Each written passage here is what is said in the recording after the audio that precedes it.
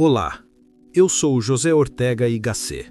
Se você me ouve agora através das brumas do tempo, é porque a doença que diagnostiquei nas ruas da Europa na década de 1920 não apenas sobreviveu, mas se metastatizou na espinha dorsal do seu século. Eu não escrevi esta obra com o olhar de um elitista financeiro que despreza os pobres, mas com um assombro de um filósofo que testemunhava uma mutação psicológica sem precedentes. A dor que busco curar aqui é a letargia do espírito, a complacência suicida de uma sociedade que herdou um palácio magnífico e o trata como se fosse um acampamento selvagem, ignorando completamente a engenharia, o sangue e o suor que sustentam as suas paredes. A minha tese central é urgente. Nós sofremos a invasão vertical dos bárbaros. Não falo de exércitos estrangeiros transpondo fronteiras físicas. Falo de um inimigo interno, o que chamo de homem-massa. E entenda de uma vez por todas, a divisão entre massa e minoria não é uma divisão de classes sociais, de dinheiro ou de berço. É uma divisão de classes de homens. O homem-massa pode estar vestindo andrajos nas ruas ou a mais fina alfaiataria nos corredores de uma universidade.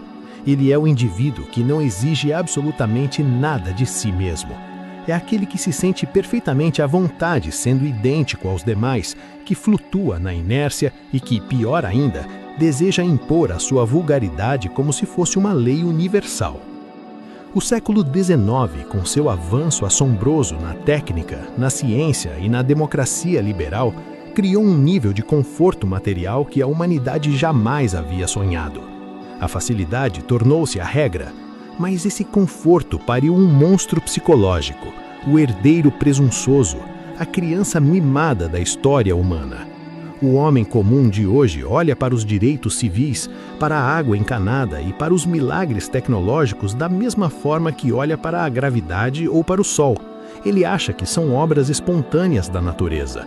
Ele usufrui dos frutos, mas sofre de uma terrível amnésia em relação à árvore. Ele acredita que tem todos os direitos e nenhuma obrigação. A sua primeira tarefa para não ser engolido por este rebanho é a gratidão brutal. Mude imediatamente a sua postura de um consumidor mimado da história para a de um herdeiro responsável. Nenhuma facilidade moderna é garantida. A civilização é artificial e exige manutenção diária. A nossa época sofre de uma ilusão ótica que eu chamo de o delírio da altura dos tempos. O homem contemporâneo sente-se superior a todas as épocas passadas. Ele despreza os mortos, zomba das tradições e ridiculariza o legado histórico, acreditando que a sua moral e a sua tecnologia o colocam no ápice do universo. No entanto, debaixo dessa soberba peculiar, ele sente-se profundamente perdido perante o futuro. Somos uma época infinitamente mais rica e poderosa do que as outras, sim, mas intimamente insegura, porque não sabemos o que fazer com tanta abundância e com tanto poder. O horizonte da vida humana expandiu-se cosmicamente. Podemos viajar a qualquer lugar, ler qualquer fato instantaneamente, mas a vida não é apenas estar rodeado de infinitas opções. A vida é o drama constante de decidir o que nós vamos ser no meio dessas opções. O homem-massa encontra-se rodeado de caminhos abertos, mas ele caminha sem bússola. Uma vida cheia de possibilidades, mas desprovida de um destino transcendente, é um desperdício trágico. A grandeza não reside em ter o poder de fazer qualquer coisa. A grandeza reside em decidir fazer uma coisa com excelência e renunciar ao resto. É aqui que traço a linha divisória definitiva da humanidade, a diferença entre a vida nobre e a vida vulgar. A nobreza não tem absolutamente nada a ver com linhagem de sangue ou privilégios monárquicos. A verdadeira nobreza é sinônimo de esforço contínuo e doloroso.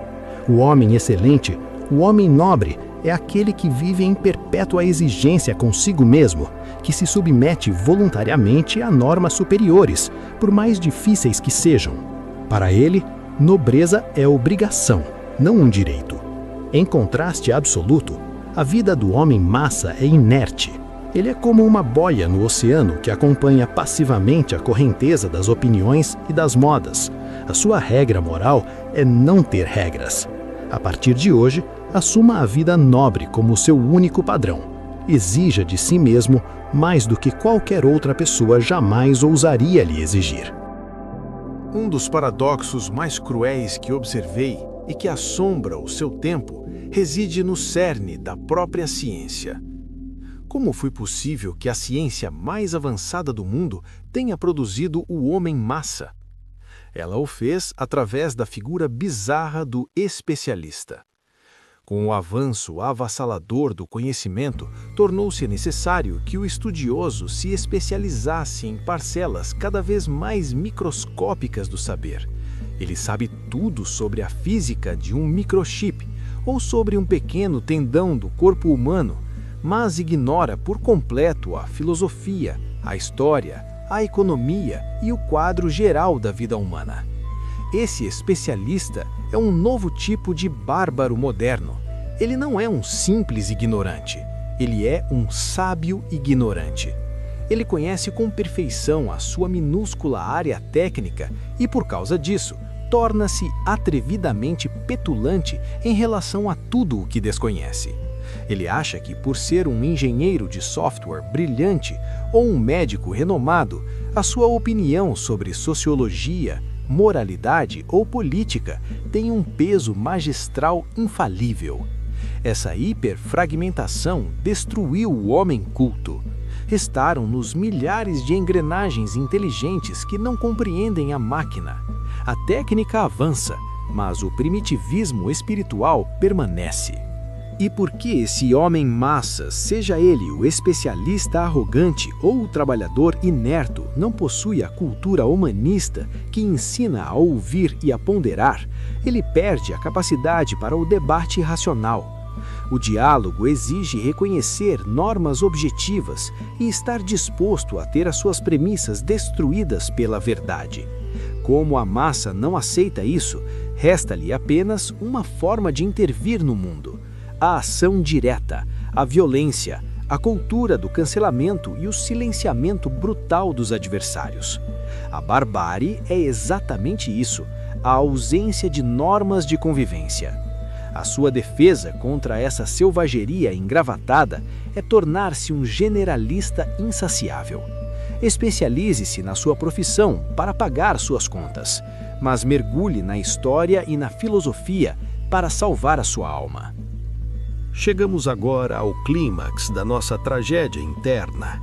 O homem-massa, destituído de nobreza, de espírito crítico e de coragem individual, depara-se com um maior, mais eficiente e mais terrível aparato já criado pela civilização: o Estado contemporâneo. O homem médio olha para essa máquina burocrática formidável e conclui, com a preguiça que lhe é peculiar, que o Estado está aí para protegê-lo, sustentá-lo e resolver todos os seus problemas desde o berço até o túmulo, sem exigir dele qualquer esforço heróico. Sempre que a massa sente uma aflição, um conflito econômico ou uma dor social, ela exige imediatamente que o Estado intervenha e resolva a questão através de decretos e impostos. O resultado inevitável disso é o estrangulamento da espontaneidade social e a aniquilação da iniciativa individual. A sociedade torna-se escrava da máquina que ela mesma ergueu. O homem-massa acaba sendo moído pelas engrenagens estatais, abdicando alegremente da sua liberdade em troca de uma segurança medíocre e ilusória. O Estado absorve a vida, e quando a vida se estatiza, a força criativa seca e a morte civilizacional é iminente. Por que permitimos isso? Porque a humanidade moderna está desmoralizada. Nós perdemos o nosso eixo. Manda no mundo aquele que fornece as diretrizes de a bússola moral, mas o Ocidente começou a duvidar de si mesmo. E quando quem deveria comandar hesita, as massas perdem o rumo e dedicam-se inteiramente à frivolidade, ao entretenimento barato e ao circo. O homem moderno cresce liberado dos tabus clássicos, pensa ter atingido a liberdade absoluta, mas ao rejeitar as velhas tábuas de valores morais, ele não construiu nada no lugar. Ele vive sobre a égide do cinismo insolente. A única maneira de não naufragar com esse navio é restaurando a submissão aos grandes deveres. Assuma a responsabilidade pelas suas dores e pare de chorar no colo do Estado. Chegou o momento de conectar os pontos no bônus extra, o cantinho do saber. O que eu expus sociologicamente há um século, a biblioteca de vocês confirma psicológica e neurocientificamente hoje. O meu conceito de homem-massa é a realização histórica da profecia de Friedrich Nietzsche sobre o último homem, aquele ser anestesiado que pisca os olhos no conforto e diz: nós inventamos a felicidade, incapaz de criar qualquer grandeza.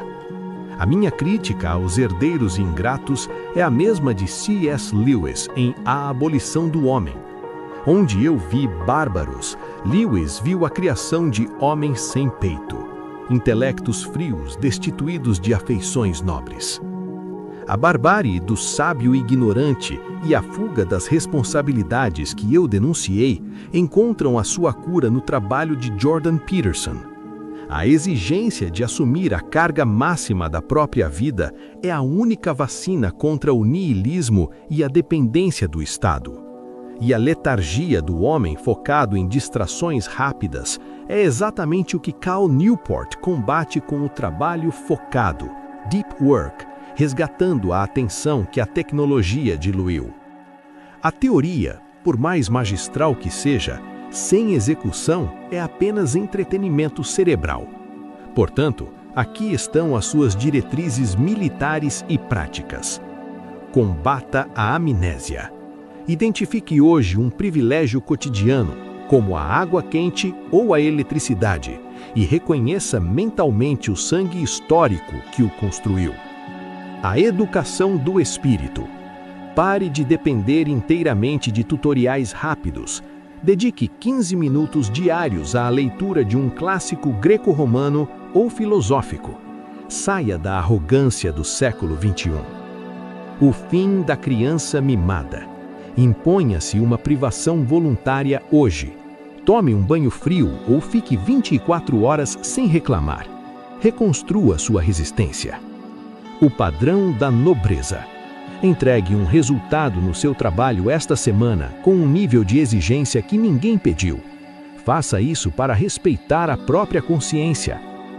Autossuficiência.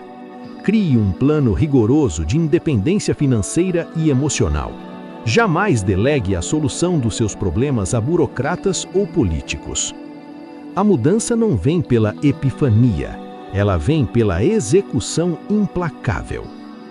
Qual livro ou conceito você deseja que eu disseque e transforme no seu próximo plano de ação absoluto? Até lá!